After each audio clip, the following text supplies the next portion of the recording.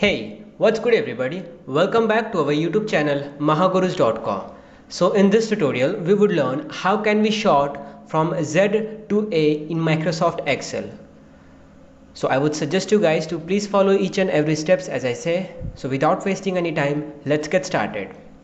So guys, to do this, what we have to do is we have to just select the cell or the row that we want. Like here I'm selecting this the column A, and after selecting, just click on home, and in this editing group click on short and filter and followed by short Z to A, and this box will appear guys, where you have to select whether you want to expand the selection, or you can just continue with the current selection. I would continue with this and short it.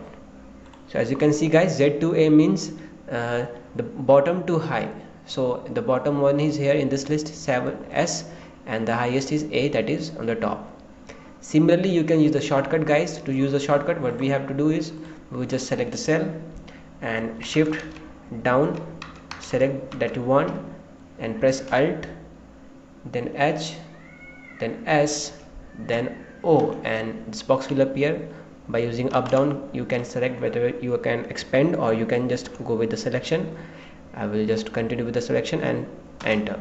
So as you can see guys, it works. So that's all for today. Thank you. If you really like the content, then please like the video and click subscribe to see more videos like this. And don't forget to share this video with others. You can find the link to complete basics to advanced Excel tutorial in the description below, or you can visit mahagurus.com to see lots of other software courses. Thank you.